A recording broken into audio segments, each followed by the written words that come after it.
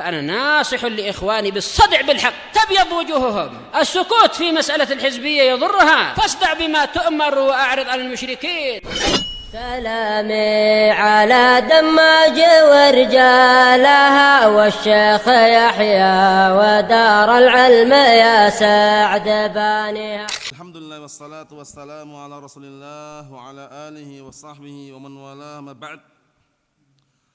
Kita lanjutkan bacaan berikutnya terhadap kitab Awaiqut Talab karya Asy-Syaikh Abdus Salam Ibn Barjas rahmatullah alaih. Sekarang kita masih berada pada halaman 30, bagian tengah itu. Qala al-mu'allifu asbahullah, fa hadha iktirahun mufassal min asy-syaikh rahimahullah. Maka ini adalah cuplikan nasihat yang ringkas dan rinci yang datang dari Syekh di sini adalah Al-Imam As-Sa'di rahimahullah taala yang sudah kita lewati kemarin.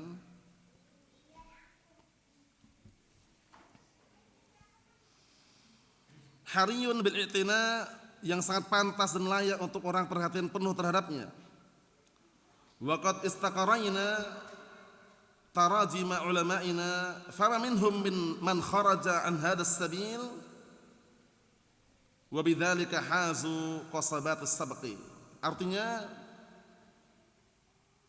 kata Syekh Abdus Salam Barjas rahimahullah, dan sungguh kami telah meneliti beberapa biografi para ulama kami, maka tidak ada di antara mereka yang keluar dari jalan atau cara tersebut. Cara-cara dalam mencari ilmu, mendapatkan ilmu yang disebutkan oleh Imam Sa'di kemarin.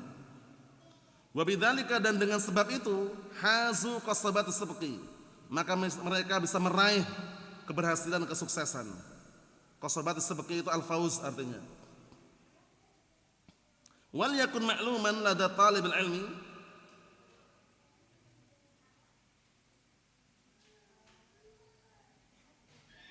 an hassana ala hifdin mukhtasar fil fiqh laisa da'watan ila taqlid al-matmum. Dan hendaknya diketahui di sisi para pencari ilmu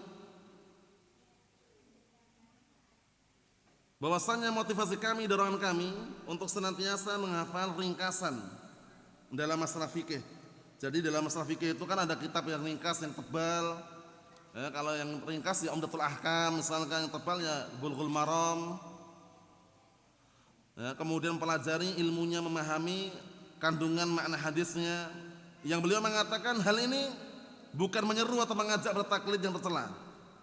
Wa innama huwa li fawaid syatta. Tujuannya kenapa? Untuk menghafal ringkasan-ringkasan fikih.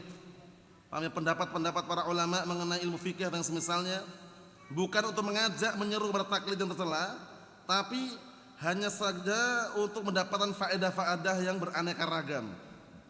Minha di antaranya imtilaqut talib asasan qawiyan fi hadil maddah asy-syahiqah al-irtifa'.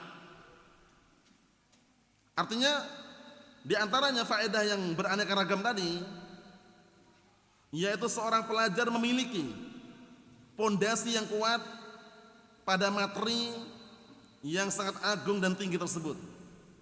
Di masalah fikih dia punya pondasi yang kuat karena paham, sudah punya hafalan ringkasan seputar fikih.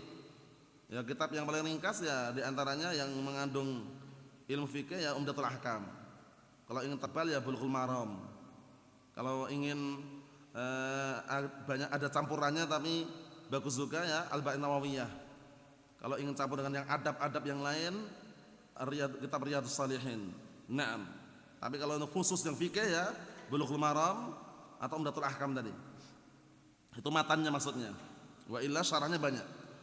Naam, kemudian barakallahu fiik wa hasru dhihni fil masail mawjudah fi hadzal mukhtasar, dan bisa membatasi benak pikirannya pada permasalahan-permasalahan yang ada pada ringkasan tersebut, yaitu ringkasan fikih tadi. Li'alla takhtalita alaihi al-masail fala yastati' at-tamyiz baina ahkamiha. Tujuannya apa? Agar tidak tercampur permasalahan-permasalahan di hadapannya yang akhirnya dia enggak mampu untuk membedakan antara hukum-hukumnya Itu diantaranya. Paham ya? Naam. Dan juga diantaranya juga agar orang tersebut bisa wasa'yu fi tadarruji, bisa berusaha untuk bertahap ila marhalatul ijtihad, sampai kepada tingkatan ijtihad, darajatan. Ya, maksudnya tahapan demi tahapan. Wa awal sulam hadil mukhtasarat, dan tangga yang pertama kali untuk dia tempuh ada ringkasan-ringkasan seperti ini. Ringkasan fikih, kalau nahwu ya ringkasan nahwu. Ilmu nahwu ya diantaranya matan jurumiyah yang dihafal, seperti itu ya. Walaysa ma'na hifdhiha al-amal bi kulli ma fiha, karena enggak mampu. Bukan maknanya menghafalkan ringkasan-ringkasan fikih itu maksudnya mengamalkan semua yang ada di dalamnya, bukan itu maksudnya. Kenapa kalau bukan itu yang diinginkan? Itla budda min muallimin taqra alaih. Jadi kalau cuma menghafal tuh banyak orang yang dikasih kemampuan mampu untuk menghafal. Menghafal Riyadhus Shalihin, menghafal Umdatul Ahkam, menghafal Bulughul Maram. Tapi untuk memahami hadisnya itu tidak bisa otodidak loh ya. Tidak bisa otodidak dipahami sendiri. Tapi bagaimana? Itla budda min muallimin taqra alaih. Paham ya? Dikarenakan enggak mungkin dia langsung paham kemudian dia amalkan sendiri tanpa ada pelajaran sebelumnya. Bahkan kata beliau, dikarenakan harus adanya seorang guru. Namanya yang engkau membacakan di hadapannya. Fungsinya apa? Seorang yang sudah menghafal matan tadi membacakan di hadapan gurunya, fayuwaddih ghamidaha wa yahillu muskilaha. Tujuannya agar guru tadi menggamblangkan, menjelaskan perkara yang rumitnya dan menguraikan muskilahnya. Jadi kalau seorang guru, barakallahu fiik, dia ketika mendengar muridnya atau santrinya misalkan baca hadis, kemudian gurunya mensyarah, menjelaskan, itu nanti perkara yang rumit yang enggak dipahami, seorang guru tadi akan memahamkan, akan menguraikan permasalahan yang ada gitu loh. Itu pentingnya orang belajar ada gurunya. Jangan belajar tanpa guru. Kitab dia miliki, hafalan dia punya, tapi guru enggak ada. Jangan. Paham ya? Kenapa? Karena dikhawatirkan nanti dia hanya sebatas yang dia miliki kapasitas kemampuannya tanpa ada arahan, tanpa ada bimbingan. Yang ujung-ujungnya khawatirnya nanti terjatuh dalam kekeliruan yang fatal. Wal'iyadzubillah. Pentingnya adanya guru. Makanya para ulama terdahulu mereka seringkali menukilkan sanad, haddatsana fulan, qala haddatsana alan, qala haddatsana fulan, karena ada gurunya. Ya enggak? Imam Bukhari, Imam Muslim dalam kitab-kitab mereka, ya kan? Al-Kutubus Sittah itu semuanya kalau kita melihat matanya disebutkan sanadnya, menunjukkan bahwasanya masing-masing perawi ada gurunya. Paham ya? Jangan hanya berguru di media sosial. Gurunya ditanya, mana gurunya? Kami cuma dapat di media sosial. Media sosial itu hanya membantu, ingat-ingat. Hanya membantu.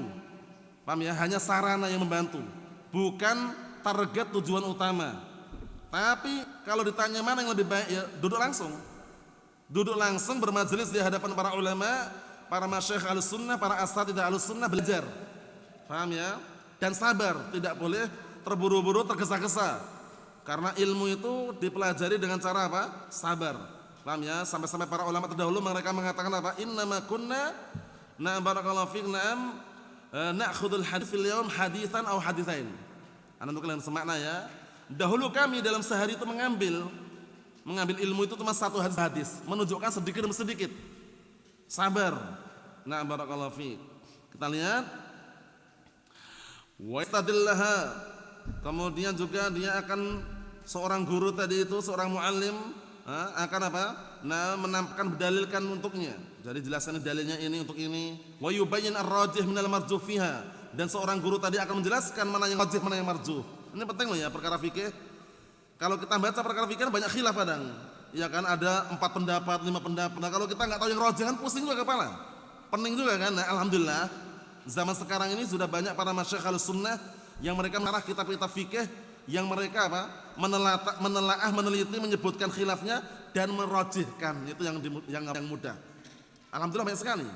Ya kan, seperti kitab fikih yang kita baca kemarin itu, Asy-Syaikh Zaid Al-Musabi, ada juga Kasyaf Bulughul Maram, Syarah Umdatul Ahkam karya Syekh Abdul Hamid juga ada.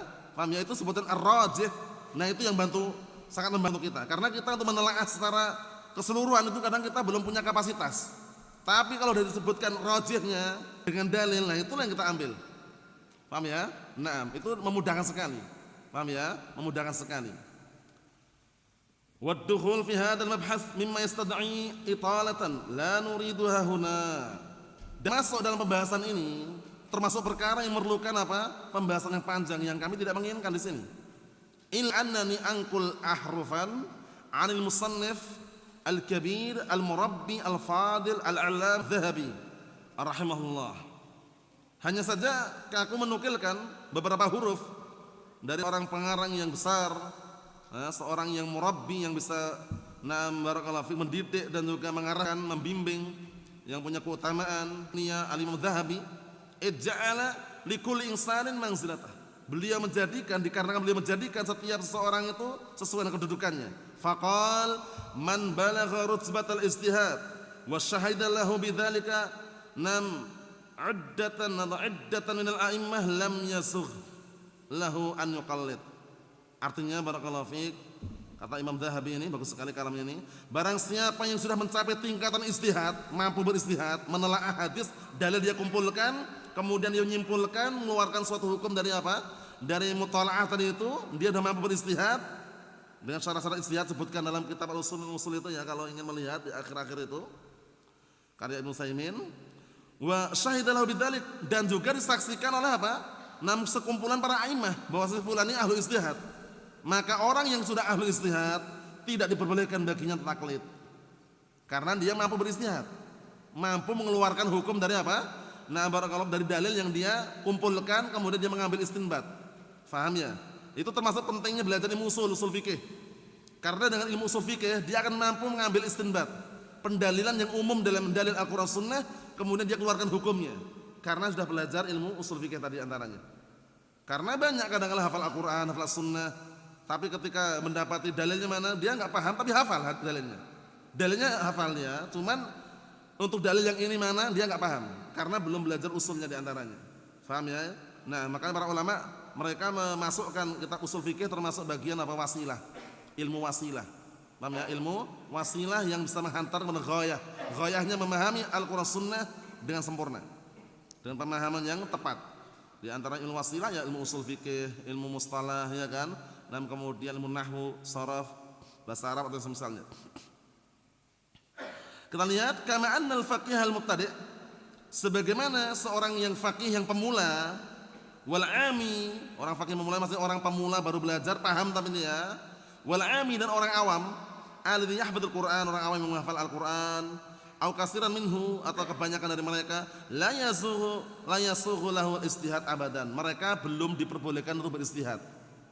Tapi mengambil istihad yang sahih boleh. Seperti kita-kita ini kapasitasnya masih rendah kan? Kita bilang kita-kita loh ya. Ya kita semuanya ini kalau dinilai itu kapasitas kita masih rendah. Sehingga seringnya kita hanya mengambil istihad ulama. Ya kan? Istihadnya Syekh Shalih Fauzan, istihadnya Syekh Al-Albani dengan dalilnya. Karena kalau kita untuk sampai tingkatan beristihad dengan diri kita, dengan kemampuan kita belum punya kemampuan misalkan. Nah, kata beliau bagus sekali nasihat ini. Seorang faqih yang pemula dan orang awam yang dia hafal Al-Qur'an, atau kebanyakan dari apa Al-Qur'an tersebut, maka tidak diperbolehkan beristihad abadan. Fa kaifa yastahid wa man ladzi yaqul? Maka bagaimana dia beristihad dan apa yang dia katakan? Wa ala ma yabni, dan di atas pondasi apa dia membangun? Wa kaifa yatir wa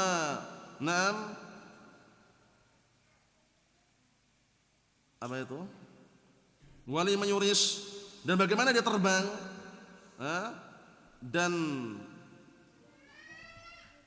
pada apa dia akan hinggap. Yurish itu namanya bulu ya, namanya bulu. Jadi maksudnya itu kalau seandainya dia itu bekalnya aja belum siap, belum ada, bagaimana dia ingin terbang, bagaimana dia ingin menghinggapkan bulunya, dalam artian bagaimana dia ingin apa, mengambil sandaran gitu loh ya. Nah, itu pembagian yang beliau sebutkan. Yang terakhir, wal qismus tsalits, pembagian yang ketiga, al-faqih al-muntahi. Ini udah faqih levelnya tinggi ini. Al-yaqdu al-fahm al-muhaddis, orang yang senantiasa sadar selalu ketika dia mengucapkan, dia paham sumbernya, paham rujukannya, paham ya, muhaddis tidak muhaddis. Nah, karena al-muhaddis ini enggak sembarangan. Sama-sama sebagian para ulama mengatakan kullu muhaddisin faqih wa laysa kullu faqihin muhadditsan. Setiap orang yang muhaddis, paham ilmu hadis, ini sahih ini dhaif, itu dia biasanya faqih, paham maknanya. Tapi tidak setiap yang faqih yang dia paham ilmu fikih dikatakan muhaddis. Kenapa? Karena kadang-kala ahlu fikih banyak dia memahami ilmu fikih, beristihad tapi hadisnya dhaif.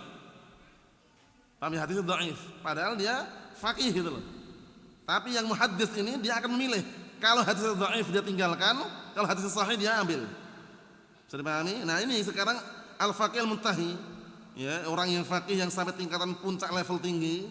Nah, dia paham, dia muhaddis. Alladzi qad hafidha mukhtasar min al-furu', yang dia telah menghafal ringkasan-ringkasan dalam ilmu cabang, wa kitaban fi qawaidil usul, dan juga barakallahu fiik punya hafalan kitab pada kaidah-kaidah usul, wa qara'an nahwa syarqa fil fadail, dan juga dia membaca kitab nahwu dalam artian dia sudah belajar juga ilmu nahwu, bahasa Arab, ya kan? Kemudian juga berserikat dalam masalah fadail, ya mungkin masalah keutamaan amalan-amalan. Ma'hifdhihi li kitabillahi, bersamaan hafalnya dia terhadap Al-Qur'an. Ini penting ini. Jadi menghafal Al-Qur'an itu penting sekali. Memang level orang beda-beda, kadar hafalan orang itu beda-beda. Jangan disamakan. Dan jangan pernah mengajak orang lain yang mungkin hafalannya lemah, jangan diajak. Paham ya? Karena belum tentu yang ngajak itu hafalannya kuat. Dan belum tentu dia mungkin bisa menandingi si fulan tadi. Paham ya? Ada juga yang diberi kapasitas hafalannya luar biasa, masya Allah, mutqin dia. Walaupun enggak murajaah pun begitu setoran langsung lancar, itu ada juga. Masya Allah, itu keutamaan tersendiri. Tapi yang paling terpenting dari hafalan yang dihafal, amalannya. Jadi paham? Ini lihat bagus sekali. Persamaan dia menghafalkan Al-Quran, wa tasyaghulihi bitafsirih, dan sibuk dengan mempelajari tafsirannya. Jadi Al-Quran yang kita hafal itu kan ayat-ayat kan, itu ada tafsirannya. Jangan sampai kita memahami ayat secara perkata kemudian tafsirannya enggak paham, jangan. Akhirnya apa? Bersentuhan batal wudunya. Kalau orang apa bersentuhan batal wudunya kan? Memahami lafaz lamastumun nisa. Allah aulamastumun nisa, lamastum itu bersentuhan perempuan batal. Padahal dalam tafsirannya seperti Ibnu Katsir menjelaskan ay ajama'tum. Maknanya yang batalkan wudu itu bukan bersentuhan tapi berhubungan badan. Coba kalau bacanya orang awam. Wudu bersentuhan batal. Biasanya seperti itu. Nah, itu enggak benar. Yang batalkan wudu bukan bersentuhan, tapi dalam tafsirannya dibahas maknanya adalah jama'tum, berhubungan badan. Perlunya mempelajari ilmu tafsir juga. Na'am barakallahu fiik, wa quwwati munadharatihi, dan juga kuatnya pandangan dia. Paham ya? Jadi dia memandang, meneliti, menelaah itu kuat. Fahadi rutsbatu man balagha al-ijtihad al-muqayyad. Ini adalah tingkatan orang yang sampai tingkatan ijtihad. Yang istilahnya terikat dengan banyaknya apa? Perkara-perkara yang sudah dihafalkan tadi itu. Wa ta'ahhala lin-nadhar fi dalail a'immah, dan juga punya keahlian untuk memandang, meneliti, menelaah, memperhatikan pada na'am barakallahu fiik, na'am apa yang ditunjukkan dalam dalil oleh para a'immah. Famata na'am wadaha lahul haq, penting ini. Maka kapanpun telah nampak padanya al-haq fi mas'alatin, pada suatu permasalahan, wa sabata fiha nas, dan telah datang dalil. Lihat ini, walaupun mereka sudah sampai tingkatan istihad, paham dalam pendalilan, paham hadisnya, paham ayatnya, tapi kapan datang kebenaran, nampak di hadapannya suatu permasalahan itu yang benar seperti ini, dan telah datang padanya dalil, wa amila bih ahadul a'immatul a'lam, dan salah satu para ulama telah mengamalkannya, fal yatsba' fihal haq, maka hendaknya dia mengikuti kebenaran tadi walaupun dia ahli ijtihad. Jadi enggak diperintahkan taklid. Paham ya? Jangan sampai kita taklid, mengikuti yang salah kemudian akhirnya kita terjebak dan ikut terjerumus, jangan. Wala yasluk ar-rukhas, jangan menempuh jalan rukhas, mencari keringanan-keringanan. Sampai-sampai ada ungkapan sebagian ulama, man tatabba ar-rukhasal ulama tazandak. Barang siapa yang mengikuti keringanan-keringanan para ulama akan zindik dia. Maksudnya ngikutin keringanan tapi enggak ngikutin dalil itu loh. Wah, ini pendapatnya ringan ini boleh seperti ini. Yang dilarang itu kan gambar yang pakai pensil, pakai pena. Kalau foto langsung enggak dilarang katanya. Karena foto itu bukan gambar katanya. Akhirnya ngikutin keringanan para ulama. Justru kalau dia paham, logika dimainkan, yang pakai pensil aja enggak mirip aja dilarang gitu loh. Iya enggak? Yang pakai pensil, pakai pena kan kalau gambar enggak mirip. Ini yang pakai video, pakai foto mirip persis, letter-plek loh, bayangkan itu. Itu kok enggak dilarang, kan aneh. Nah, itu kan video itu seperti cermin katanya. Cermin yang mana? Cermin enggak nyimpan gambar, video nyimpan gambar. CCTV nyimpan gambar, buktinya ada rekam jejak kriminal. Ya enggak? Antum enggak ada di situ tapi terekam. Nah, Allahul musta'an. Ikutin dalil selamat sudah, enggak banyak tingkah, banyak acting, banyak gaya, sami'na wa ta'na, selesai. Wal yatawarra' wa la yas'ahu fiha. Nah, dan hendaknya orang itu wara'. Siap menerima dalil, siap menerima al-haq. wala yas'ahu fiha ba'da qiyamil hujjah alaihi taqlid, dan enggak diperbolehkan bagi orang tersebut walaupun ahlu istihad setelah tegak hujjah tidak diperbolehkan untuk taklid lagi, ngikutin dalil. Ya kan, sebagaimana perkataan Imam Ibnu Qayyim rahimahullah, "Man faraqad dalil dalla an sawa'is sabil." Barang siapa yang berpaling dari dalil, sungguh dia apa? Telah sesat dari jalan yang lurus. Jadi kalau sudah ada dalil sami'na wa ta'ana, tidak perlu banyak gaya, banyak acting, banyak tingkah, banyak apa? Debat, kemudian ujung-ujungnya meninggalkan dalil. Nah, akhirnya ngikutin hawa nafsu. Nasallahu as-salamatul afiyah. Bawahnya itu apa? Dikit lagi bawahnya itu. Farahimallahu mar'an arafa qadra nafsih. Maka semoga Allah Ta'ala merahmati orang yang itu dia apa? Yang dia itu mengenal kadar dirinya. Ini penting sekali. Jadi kita ini kan kapasitasnya kita yang paham. Jadi Allah Ta'ala merahmati orang yang tahu kadar dirinya gitu loh. Jangan melebihi kadar dirinya, akhirnya apa? Dia sembarangan, jangan. Dia tahu kadar dirinya itu mampu belum beristihad. Ilmu yang dia pelajari berapa? Dia sudah belajar di depan seorang guru ulama atau belum? Kemudian dia sudah memiliki hafalan Al-Qur'an Sunnah atau belum? Mengamalkan belum? Kita lihat, walam yarfa'ha fawqa manzilatihi. Mau manzilatiha, dan jangan mengangkat dia di atas kedudukannya, hati-hati. Jadi jangan sampai bangga dengan gelar. Kalau sudah dapat level Syekh Ustadz, bangga dia. Langsung apa? Naam, ketika dinasihati ngayal, nolak, bantah, banggang, bandel, jangan. Paham ya? Gelar itu tidak ada artinya di hadapan al-haq, barakallahu fiik. Tapi ikuti al-haq, na'am barakallahu fiik, selesai sudah. Na'am wa akhdul ilm ala tariqati salafih. Artinya Allah Ta'ala merahmati seseorang yang dia mengenal kadar dirinya dan tidak mengangkat dirinya itu di atas apa? Kedudukannya. Na'am barakallahu fiik. Dan Allah merahmati orang yang mengambil ilmu sesuai dengan apa? Jalannya para pendahulunya, bertahap, ilmu Al-Qur'an Sunnah dipelajari, diamalkan, dakwahkan, sabar dalam berdakwah. Allah alam shawab yang kita ambil. Adapun penghalang yang berikutnya pada pertemuan akan datang nanti mengenai apa? Bangga terhadap diri sendiri yang akan mengakibatkan apa? Kerusakan yang fatal, wa'iyyabillah. Nasallahu as-salamata wal afiyah. Walhamdulillahirabbil alamin.